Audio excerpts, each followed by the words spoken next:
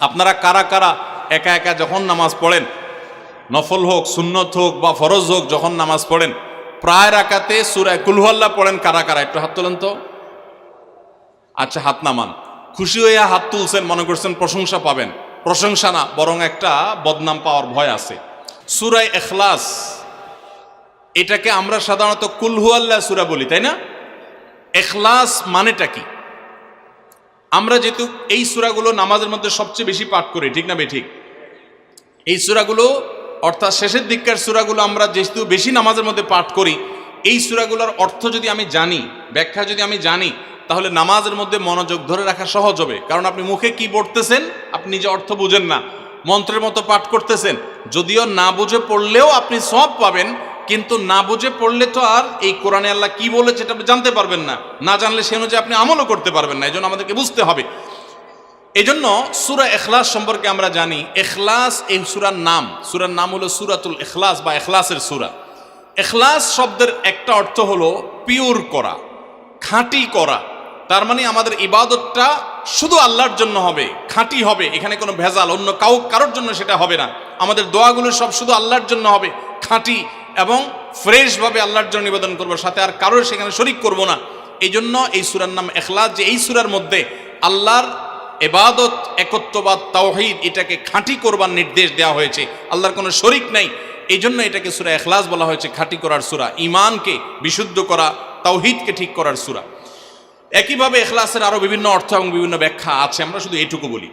এরপর আসা যাক সূরা কুল হুয়াল্লাহ। কেন আল্লাহ তাআলা এই সূরাটা নাজিল করলেন? কোরআনে কারীমের বিভিন্ন সূরা, বিভিন্ন আয়াত নাজিলের প্রেক্ষাপট আছে, যেটাকে শানে নুজুল বলা হয়। কেন এই সূরা আল্লাহ তাআলা আমাদেরকে দিয়েছেন, এ সম্পর্কে প্রিয় নবী সাল্লাল্লাহু আলাইহি সাল্লামের এক সাহাবী, তার থেকে একটি হাদিস বর্ণিত আছে। সেই হাদিসের আলোকে আমরা জানি যে মক্কার মুশরিকরা, মক্কার কাফিররা, অবিশ্বাসীরা, তারা প্রিয় নবী সাল্লাল্লাহু আলাইহি সাল্লাম যখন তাওহীদের দাওয়াত দিলেন, আল্লাহর পথে আসার দাওয়াত দিলেন, তারা বলল, মুহাম্মদ, আমরা তো সবার বংশ পরিচয় জানি। সেই যুগে মানুষ ওটের পর্যন্ত বংশ পরিচয় জানতো, শিখতো। তো নবী সাল্লাল্লাহু আলাইহি সাল্লামকে তারা জিজ্ঞাসা করেছে, মুহাম্মদ, তোমার যে আল্লাহর কথা বলো, ঈমান আনার জন্য বলো, তোমার আল্লাহর বংশ পরিচয়টা একটু আমাদেরকে জানাও। মক্কার মুশরিকদের এরকম হাস্যকর দাবি শোনার পর প্রিয় নবী সাল্লাল্লাহু আলাইহি সাল্লামের প্রতি আল্লাহ তাআলা এই সূরা নাজিল করে তাদের এই প্রশ্নটা যে অবান্তর, আল্লাহ তাআলার যে কোনো বংশ পরিচয় নাই, আল্লাহর যে কোনো জন্মদাতা নাই, তিনি যে কোনো জন্মদাতার মুখাপেক্ষী নন, সে বিষয়টাকে আল্লাহ তাআলা বিশদভাবে এই সূরাতে বিবৃত করেছেন, বর্ণনা দিয়েছেন। এই জন্য ওই প্রেক্ষিতে এই সূরাটা নাজিল হয়েছে।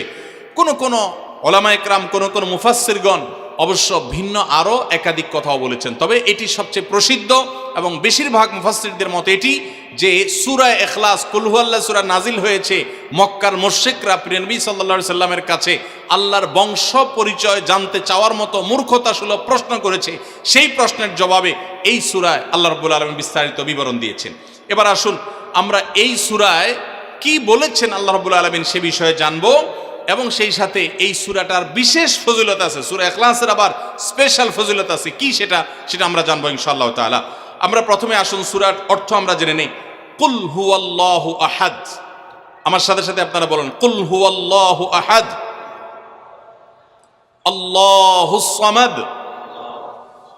লাম ইয়ালিদ ওয়া লাম ইউলাদ ওয়া লাম ইয়াকুল লাহু কুফুয়ান আহাদ। কুল হুয়াল্লাহু আহাদের অর্থ হলো বলুন। কুল মানে বলুন। এই কুলটা বড় কাফের কুল। আমরা অনেকে কয় রস্যকার কুল ও কুল, বড়ই লিখতে যে কুল লিখি আমরা ওই রকম বলি। এই কাফটা ভেতর থেকে আসবে। কুল কুল কুল বললে তার অর্থ হবে বলো। আর যদি ছোট কাফের কুল অর্থাৎ বাংলা করস্যকার কুল ও কুল লিখি যে আমরা ওরকম কুল যদি বলেন, আরবিতে তার অর্থ হলো খাও। একটা হলো বলো, আরেকটা হলো খাও। অর্থের মধ্যে বেশ কম আছে না নাই? অনেক বেশ কম। কোথায় খাওয়া আর কোথায় বলা।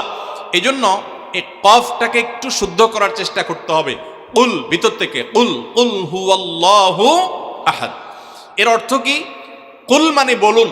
আল্লাহ তাআলা তার রাসূলকে বলছেন, হে রাসূল, আপনার ভেতরে যে বিশ্বাস আছে তাওহীদের প্রতি, সেই বিশ্বাসকে প্রকাশ করে বলুন, হুয়াল্লাহু, হুয়া মানে তিনি, আল্লাহ মানে তো আল্লাহ, বলুন যে তিনি আল্লাহ, আহাদ মানে একক, অদ্বিতীয়, তার কোনো শরিক নাই, তার কোনো অংশীদার নাই, তিনি একক, বংশ পরিচয়ে তার থাকার প্রশ্নই ওঠে না। যিনি একক, যিনি অদ্বিতীয়, যার কোনো শরিক নাই এবং যার কোনো পার্টনার নাই, যার কোনো ফ্যামিলির সদস্য নাই, যিনি একক, তার বংশ পরিচয় জানতে চাওয়া এটা মূর্খতা এবং অজ্ঞানতা। এই জন্য আল্লাহ রাব্বুল আলামিন জানিয়েছেন, কুল হুয়াল্লাহু আহাদ, বলে দিন তিনি আল্লাহ যিনি একক, আল্লাহুস সামাদ, আল্লাহ হলেন সমাদ। সমাদ শব্দের অর্থ হলো যে তিনি হলেন সেই মহান সত্তা, সবাই যার কাছে মুখাপেক্ষী, তিনি কারোর কাছে মুখাপেক্ষী নন। সমাদ মানে হলো যিনি অমুখাপেক্ষী, যিনি কারোর মুখাপেক্ষী না। পৃথিবীর সকল সৃষ্টি তার মুখাপেক্ষী, তিনি কারোর মুখাপেক্ষী না। যেহেতু তিনি কারোর মুখাপেক্ষী না, অতএব তার বাপেরও প্রয়োজন নাই, তার মায়েরও প্রয়োজন নাই, তার সন্তানের প্রয়োজন নাই, বন্ধুর প্রয়োজন নেই, তার কারোর কোনো প্রয়োজন নেই। সবার তাকে প্রয়োজন, কিন্তু তিনি কারোর কাছে মুখাপেক্ষী নন। আল্লাহুস সামাদ, লাম ইয়ালিদ ওয়া লাম ইউলাদ, যেহেতু তিনি কারো মুখাপেক্ষী নন, এজন্য তিনি কাউকে জন্ম দেননি। ওয়া লাম ইউলাদ, এবং তাকেও কেউ জন্ম দেয়নি। যেহেতু তিনি কারো মুখাপেক্ষী না, এজন্য তার বাপমারও প্রয়োজন নাই। আমরা দুনিয়াতে আসার জন্য বাপমার মুখাপেক্ষী, বাপমা ছাড়া আসতে পারে না। যেহেতু আল্লাহ কারো মুখাপেক্ষী নন, এই জন্য তার কোনো জন্মদাতার প্রয়োজন হয়নি। ওয়া লাম ইউলাদ, এবং তিনি কাউকে জন্ম দেননি। কারণ আমাদের সন্তান সন্ততি জন্ম দিতে হয় আমাদের প্রয়োজনে, কারণ আমার বংশধারা ধরে রাখতে হবে, আমার নামটা ধরে রাখতে হবে, আমার সম্পদ রক্ষণাবেক্ষণ করতে হবে, বৃদ্ধকালে আমাকে দেখাশোনা করতে হবে। এইসব কারণে আমাদের সন্তানের প্রয়োজন হয়। আল্লাহ তাআলা যেহেতু মুখাপেক্ষী নন কোনো কিছুর প্রতি, এই জন্য তার কাউকে জন্ম দিয়ে তার বংশটিকে রাখারও প্রয়োজন নাই, আবার তাকে কেউ জন্ম দেওয়ারও প্রয়োজন নাই। ওয়ালাম ইয়াকুল্লাহু কুফুয়ান আহাদ, আর তার কোনো সমকক্ষ নাই, তার সমান কেউ নাই, তার সাথে কোনো প্রকার সাদৃশ্য হতে পারে এমন আর কেউ নাই। তিনি অদ্বিতীয়, তিনি একক। এই ছোট ছোট 4টি সূরায় আল্লাহ তাআলার 3টি গুণবাচক নাম আল্লাহ উল্লেখ করেছেন। আল্লাহর মূল নাম যেটা, সেটা উল্লেখ করেছেন আল্লাহ, তার জাতে পাকের নাম। আর এর পাশাপাশি আরো 2টি গুণবাচক নাম উল্লেখ করেছেন। এক হলো আহাদ, মানে একক, এটা আল্লাহর গুণবাচক নাম। আর এটা হলো সমাদ, এটাও আল্লাহর গুণবাচক নাম। এই নামগুলো আল্লাহ তাআলা উল্লেখ করেছেন। এই যে সূরাটা, সূরা ইখলাস আমরা জানলাম, এর অর্থ আমরা শুনলাম। এই সূরার ফজিলত কি? 3টা ফজিলত আপনারা শুনেন। 1 নম্বর, নবী করিম সাল্লাল্লাহু আলাইহি সাল্লাম বলেছেন, এই সূরা ইখলাস এটা হলো কোরআনে কারীমের 3 ভাগের 1 ভাগ। বলেন সুবহানাল্লাহ। সূরা ইখলাস বা কুল হুয়াল্লাহ সূরাটা হলো কোরআনে কারীমের কয় ভাগের 1 ভাগ? 3 ভাগের 1 ভাগ। 3 ভাগের 1 ভাগের মানে কি? এই সম্পর্কে কোন তাফসীরবিদগণ বলেছেন, এর মানে হলো গোটা কোরআনে আল্লাহ তাআলা মৌলিকভাবে 3টা বিষয়ের আলোচনা করেছেন। কয়টা বিষয়? এই পুরা কোরআন জুড়ে আল্লাহ তাআলা আলোচনা করেছেন কয়টা বিষয়ে? 3টা বিষয়। নাম্বার 1 তাওহীদ, একত্ববাদ, ঈমান সম্পর্কে। নাম্বার 2 আখবার, বিভিন্ন জাতি গোষ্ঠীর ইতিহাস আল্লাহ এখানে আলোচনা করেছেন। নাম্বার 3 এই কোরআন আল্লাহ তাআলা আলোচনা করেছেন আহকাম বা বিধিবিধান। ঈমানটা মানুষের, বিশ্বাসটা মানুষের সবচেয়ে গুরুত্বপূর্ণ।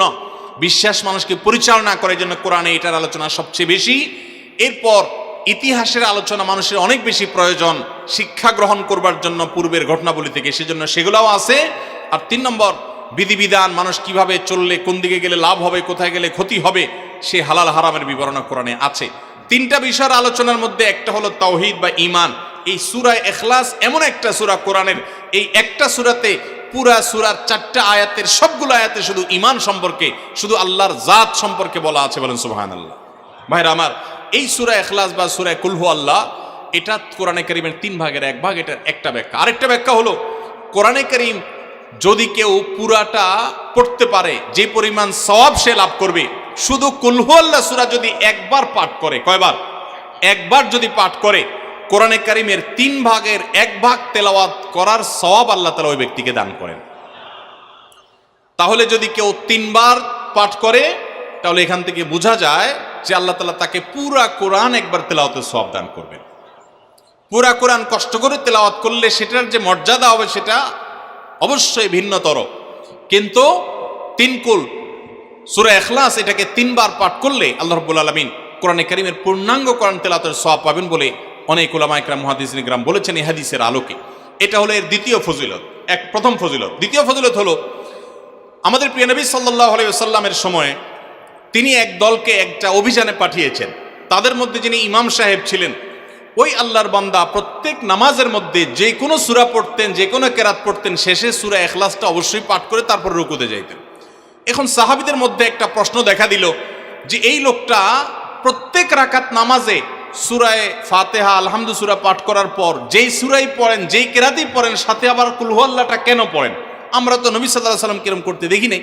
তখন সাহাবীরা এসে নবী সাল্লাল্লাহু আলাইহি ওয়াসাল্লামকে জিজ্ঞাসা করলেন, ইয়া রাসূলুল্লাহ, আমাদের ইমাম সাহেব যাকে আমাদের সাথে আপনি দিয়েছেন, যিনি আমাদের সাথে আসেন, এই ব্যক্তি প্রত্যেক রাকাতে অন্য যা পড়ুক আর না পড়ুক এই কুল হুয়াল্লাহ সূরাটা উনি পড়ে, এটা উনি ছাড়ে না, এর কারণটা কি?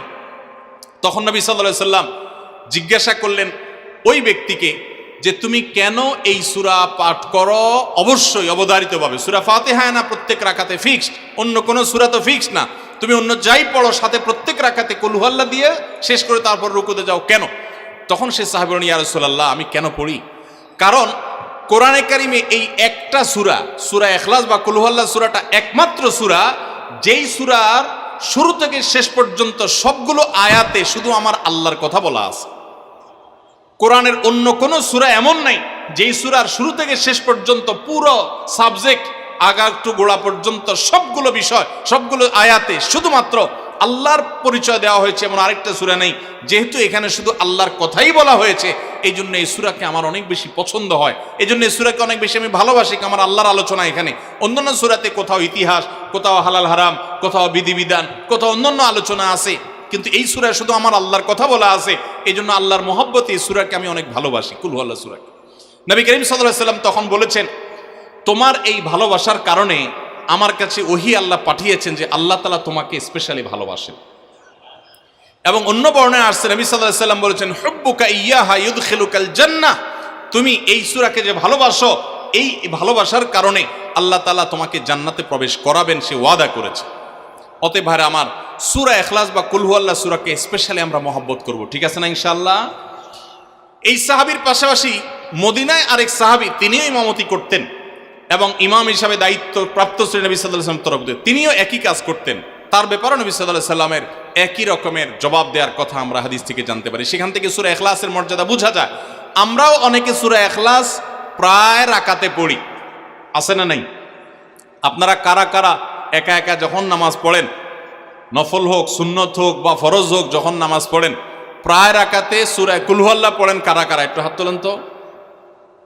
আচ্ছা, হাত নামান। খুশি হয়ে হাত তুলছেন, মনে করছেন প্রশংসা পাবেন। প্রশংসা না, বরং একটা বদনাম পাওয়ার ভয় আছে। হাতটা তোলাইছি আমি, আপনারা মনে করছেন সবসময় হাত তুললেই শুধু জিতা যায়।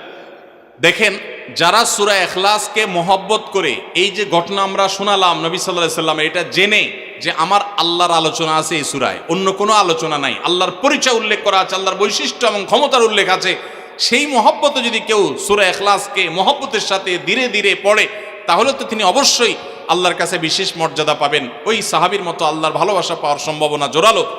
তবে আমাদের বেশিরভাগ মানুষ কুল হুয়াল্লাহ সূরা দিয়ে নামাজ পড়ে নামাজ শর্ট করার জন্য, ঠিক না বেঠিক? তাহলে এবার যদি আমি বলি কারা কারা নামাজ সংক্ষেপ করার জন্য কুল হুয়াল্লাহ সূরা দিয়ে নামাজ পড়েন, তাহলে দেখা যাবে হাত ওইগুলো আবার উঠছে। তাহলে সংক্ষেপ করার উদ্দেশ্যে সূরা কুল হুয়াল্লাহ পড়লে সেটার কারণে আল্লাহর কাছে সওয়াব পাবেন না, বরং আপনার নামাজের মর্যাদা আরো কমবে। নামাজ কি সংক্ষেপে করতে হয় না লম্বা সময় নিয়ে করতে হয়? আমরা খাওয়াটা খুব ধীরে সুস্থে খাই, ঘুমটা খুব ঠান্ডা মাথায় যায়, কাজকাম খুব ঠান্ডা মাথায় করি, শ্বশুরবাড়ি গেলে খুব আস্তে ধীরে যাই, সব কাজগুলো আমরা ধীরে সুস্থে করা পছন্দ করি। শুধু নামাজের বেলা আসলে, জিকির তসবির বেলা আসলে আমরা 4G 5G গতিতে, তুফান মেইলের গতিতে যত তাড়াতাড়ি সম্ভব করার চেষ্টা করি। সব জায়গায় গতি ভালো না, মোবাইলের নেট স্পিডের গতি ভালো বুঝলাম, কিন্তু তেলাওয়াত যে যত ধীরে ধীরে করবে, নামাজ যে যত আস্তে আস্তে পড়বে, আপনি মসজিদে লক্ষ্য রাখবেন, আপনার মসজিদে যেই লোকটার নামাজের সবচেয়ে বেশি সময় লাগায়, যেই লোকটার 2 রাকাত নামাজে সবচেয়ে বেশি সময় ব্যয় করে, আপনি নিশ্চিত ধরে নেবেন এই লোকটার নামাজি হিসাবে তত আল্লাহর কাছে প্রিয় এবং শ্রেষ্ঠ। অতএব সময় নিয়ে নামাজ পড়বো তো ইনশাল্লাহ।